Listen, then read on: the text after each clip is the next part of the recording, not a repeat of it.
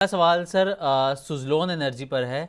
सुज़लोन के ये पूछ रहे हैं कि सुज़लोन के इनके पास शेयर हैं 800 शेयर हैं सर सुज़लोन के इनके पास। अभी पूछ रहे हैं कि इसमें अगले 6 महीने का क्या नज़रिया है सर सुज़लोन में। देखिए, सुजलॉन अगेन एक अच्छे सेक्टर में है। और कंपनी जो है वो कई एग्जिस्टेंशियल क्राइसिस से निकली है। डेट क्राइसिस, फिर रीस्ट्रक्चरिंग हुई, बहुत सारी चीजें घटित हुई हैं सुजलॉन की हिस्ट्री में। अब मेरा अभी जो है वो इस स्टॉक पे भी जो है मेरा कोई बहुत ज्यादा अच्छा व्यू नहीं है, because I think considering the fact कि हमें मार्केट में नियर टर्म में जो है हम एग्जिट करना चाहते हैं स्टॉक्स को। सुजलॉन एक लॉन्ग टर्म इन्वेस्टमेंट हो सकता था, मगर लॉन्गर टर्म मार्केट थोड़ा हमें थोड़ा डाइसी लग रहा है। तो इसलिए नियर टर्म में मैं केवल ब्लू चिप्स और लार्ज कैप्स की ही सलाह दे पा रहा हूँ। और ओके, सुजलॉन में हम अभी बाइंग की सलाह नहीं दे पा रहे। ठीक है सर। सर एक सवाल इसमें ये भी है कि सुज़लोन एनर्जी या फिर वारी एनर्जीज दोनों में से आप किसे रेकमेंड करेंगे अगर किसी को फ्रेश एंट्री यहाँ पर करनी है तो। आई थिंक मैं वारी एनर्जी को करूंगा। अगर दोनों में से एक को ही अगर लेना है तो मैं वारी एनर्जी को मुझे लगता है कि करना बेहतर रहेगा बजाय कि सुजलॉन के। एंड वारी एनर्जी के क्रेडेंशियल्स बेटर हैं। कंपनी का बैकग्राउंड, प्रमोटर का बैकग्राउंड, उसके जो मार्की इन्वेस्टर्स जो उसको सपोर्ट कर रहे हैं, उनको देखते हुए मुझे लगता है कि it is less speculative. And मुझे वादी एनर्जीज जो है सुजलॉन के मुकाबले ज्यादा पसंद ओके, वारी एनर्जीज सुजलोन के मुकाबले सर को ज़्यादा पसंद है। रेकमेंड सर वारी एनर्जी को करेंगे बजाय सुजलोन के। अगला सवाल सारांश जी का। इनके पास एसोसिएटेड अल्कोहल के 1070 रुपये पर इनकी बाइंग है सर। अभी पूछ रहे हैं कि होल्ड करें या फिर सेल करें। आई थिंक सेल करना चाहिए सिमरनजीत, बिकॉज अल्कोहल के शेयर्स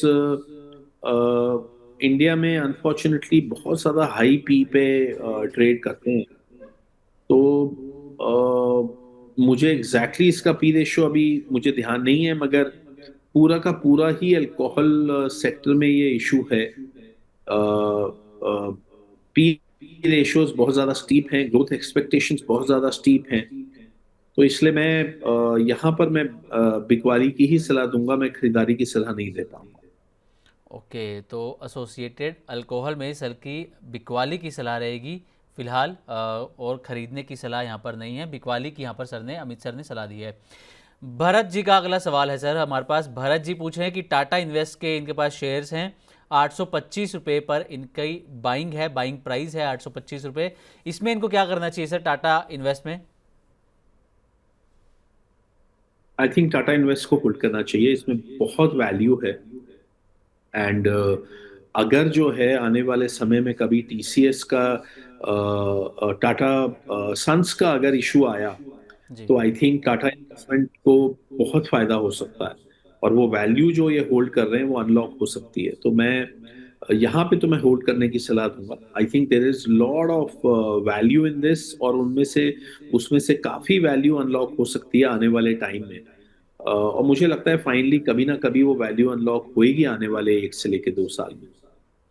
ओके, तो आने वाले 1 से लेकर 2 साल में टाटा इन्वेस्ट की सर ने बताया कि अच्छा यहाँ पर परफॉर्मेंस उसकी दिख सकती है। टाटा सन्स का आईपीओ अगर आता है, पब्लिक इशू आता है, तो और ज़्यादा उसको फ़ायदा यहाँ पर हो सकता है। अगला सवाल हमारे पास निशान बिस्वास जी का आया है सर। ये पूछे हैं कि एनएसडीएल कब खरीद सकते हैं सर।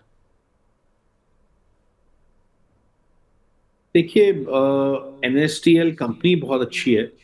और इंडिया में जो democratisation and financialisation of the economy जो हो रहा है, वो उसमें एनएसटीएल उस लिहाज से एक अच्छा स्टॉक है। और काफी गिरा भी है ये पीछे कुछ टाइम में। तो मुझे लगता है कि हम probably NSTL can be a good value buy at this point. Okay, इस लेवल पर एनएसडीएल खरीद सकते हैं जैसा कि अमित सर की सलाह है।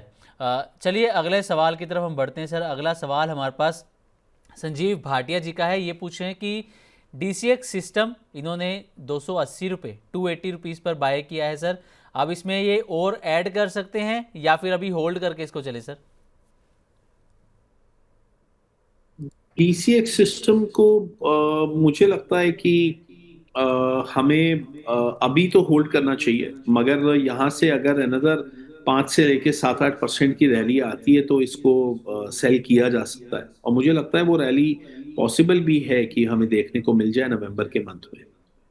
ओके, तो नवंबर के मंथ में DCX सिस्टम में हो सकता है कि एक रैली देखने को मिले, अमित सर ने जैसा यहाँ पर सुझाव दिया है। अगला सवाल हमारे पास आया है सर, अगले सवाल की तरफ हम बढ़ें।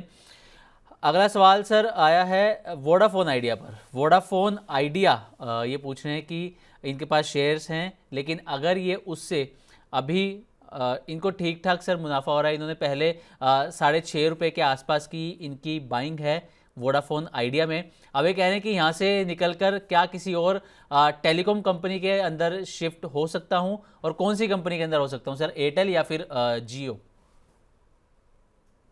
आई थिंक वोडाफोन आइडिया से निकलना बेहतर रहेगा, क्योंकि अभी देखिए स्टॉक बढ़ा है बिकॉज इनको कुछ एजीआर रिलेटेड इनको कुछ रिलीफ मिले थे सुप्रीम कोर्ट से। उसकी वजह से स्टॉक में हमने तेजी देखी है, मगर मुझे लॉन्गर टर्म मुझे कोई बहुत ज्यादा प्रॉफिटेबल या वायबल नहीं दिख रही है कंपनी। सो आई थिंक यहाँ से निकलना बेहतर रहेगा। और जियो देखिए अपने आप में अलग से लिस्टेड नहीं है, मगर रिलायंस में अभी भी मुझे रिलायंस बहुत में। वैल्यू दिखती है। आप रिलायंस इंडस्ट्रीज अगर आप खरीद लें तो मुझे लगता है आने वाले टाइम में वैल्यू अनलॉकिंग होगी, तो बिटवीन रिलायंस एंड भारती मैं रिलायंस प्रेफर करूंगा। ओके, तो वोडाफोन आइडिया से यहाँ पर एग्जिट करने की सलाह होगी, और रिलायंस इंडस्ट्रीज़ को अगर आप खरीदना चाहें तो आप खरीद सकते हैं, यहाँ पर अमित सर की सलाह है। अगला सवाल आराध्या जी का हमारे पास आया है। आराध्या जी पूछ रहे हैं कि IRCTC इनके पास शेयर्स हैं, 950 रुपये के आसपास इनकी खरीदारी है, अब इसमें इनको क्या करना चाहिए सर IRCTC में? मुझे लगता है कि होल्ड कर सकते हैं आईआरसीटीसी, क्योंकि देखिए रेलवे इसकी कैप्टिव कंपनी है। रेलवे से इनको अच्छा बिजनेस मिलता है, and compare to many other railway stocks ये रीजनेबली प्राइस्ड भी है। तो मुझे लगता है कि आने वाले टाइम में जैसे हम इतनी सारी जो हैं वो वंदे भारत ट्रेन्स भी आ रही हैं, हाई स्पीड ट्रेन्स भी आ रही हैं, तो मुझे लगता है कि कहीं ना कहीं रेलवे सेक्टर को फिलिप मिलना चाहिए। जो रेलवे का जो कंज्यूमर वाला पार्ट है, जो लॉजिस्टिक्स वगैरह जो है वो तो ऑलरेडी अच्छा चल रहा है, जो कंज्यूमर वाला जो पार्ट है वहां पे अभी कुछ दिक्कतें हैं, मगर आने वाले टाइम में मुझे लगता है कि वो दिक्कतें जो हैं वो दूर होनी चाहिए, और ये तमाम रेलवे से जुड़ी हुई जो कंपनी है ये इनको अच्छा करना चाहिए। सो आई थिंक इसको अभी होल्ड कर सकते हैं। ओके, तो अभी इसको होल्ड करने की सलाह रहेगी IRCTC को। संजीत कुमार जी, अगला सवाल इनका है सर, ये मनी 9 के मेंबर हैं, ये पूछ रहे हैं कि स्टाइलम इंडस्ट्री इनके पास 1980 रुपये के आसपास इनकी खरीदारी है, अब इसमें ये आपका व्यू जानना चाहते हैं सर स्टाइलम इंडस्ट्री में। देखिए स्टाइलम इंडस्ट्रीज मुझे लगता है कि आप एक बार इसको एग्जिट कर सकते हैं आने वाले कुछ दिनों में या हफ्तों में, क्योंकि मोस्ट ऑफ द स्टॉक्स जो हैं वो इस इंडस्ट्री में वो थोड़े स्टीपली वैल्यूड हैं। आई थिंक यहाँ पे जो है वो निकलना बेहतर रहेगा। आई एम श्योर हम यहाँ से निकल के कोई और अच्छे स्टॉक्स में जाया जा सकता है, जो कि ब्लू चिप और लार्ज कैप्स हैं, बट यहाँ से एक बार निकलना मुझे लगता है ज़्यादा अच्छा रहेगा। ओके, तो संजीत जी स्टाइलम इंडस्ट्री से निकलना आपके लिए ज़्यादा अच्छा रहेगा, जैसा कि अमित सर ने यहाँ पर बताया भी है। दीपांकर रॉय जी का अगला सवाल है सर, ये पूछ रहे हैं कि SBI बैंक में फ्रेश एंट्री अभी करें या फिर नहीं सर? आई थिंक की जा सकती है, बिकॉज एसबीआई के रिजल्ट्स अभी आने हैं, और सरकारी बैंकों में अभी अच्छा मोमेंटम भी है, एंड रिजल्ट्स भी अच्छे आने की उम्मीद है एसबीआई के बहुत ज़्यादा। सो आई थिंक यहाँ से लेकर रिजल्ट तक जो है अगर हम होल्ड करते हैं इसको, मतलब खरीद के अगर हम होल्ड करते हैं, तो रिजल्ट के आसपास जो है वो आपको बेहतर रेट मिलने चाहिए प्रॉफिट बुकिंग करने के लिए। ओके, तो सर बैंकिंग सेक्टर में एसबीआई के अलावा और आपको जो लगता है कि हाँ इस शेयर के साथ बना रहा जा सकता है या जिसमें फ्रेश एंट्री की जा सकती हो सर?